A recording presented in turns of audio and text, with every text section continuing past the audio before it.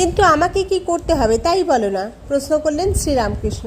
তোমাকে বসতে হবে এখন নির্বিকল্প সমাধিতে, সেই গুণাতীত নির্বিশেষের তপস্যায়, যার চেয়ে দূরবর্তী কিছু নেই, যার চেয়ে নেই কিছুই নিকটবর্তী, যার চেয়ে সূক্ষ্মতর কিছু নেই, যার চেয়ে নেই কিছুই মহত্তর।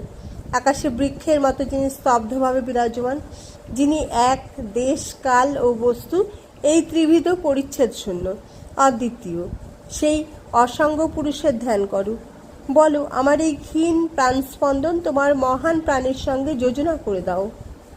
এই ক্ষুদ্র প্রাণ তোমার বিরাট প্রাণে প্রতিষ্ঠিত হোক। তোমার অন্তরের স্বভাবের সঙ্গে আমার অন্তরের পরিচয় করিয়ে দাও। তোমার নামে আমার কাজ নেই, তোমার রূপে আমার কাজ নেই, তোমার স্বভাবটি আমার স্বভাব হোক। সমাধিতে বসল রামকৃষ্ণ। শরীর আর ইন্দ্রিয়ের সঙ্গে মনের চরম স্থিরতার নামই সমাধি। যখন ধ্যাতা নিজেকে ভুলে গিয়ে কেবল ধেয় বিদ্যমানতা উপলব্ধি করে, তখনই সে সমাহিত।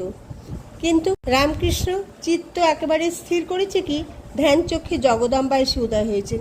কিছুতেই নামের বা রূপের গণ্ডি পেরিয়ে বেরিয়ে আসতে পারছে না। যেই মনকে একাগ্রভূমিতে নিয়ে আসছে, অমনি মন রূপময় হয়ে উঠেছে। আমি ভোক্তাও নই, ভোজ্যও নই, আমি শুধু ভোজন। নির্বিতর্ক চেতনার মন নিশ্চল হচ্ছে না। ও আমার হবে না, চোখ মেলল রামকৃষ্ণ।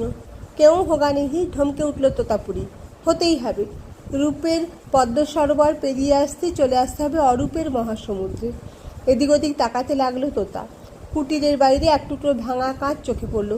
তাই কুড়িয়ে এনে রামকৃষ্ণের কপালের উপর ঠিক ভুরু দুটির মাঝখানে টিপে ধরল সজোরে। বলল, মনকে ঠিক এই বিন্দুতে গুটিয়ে আনো।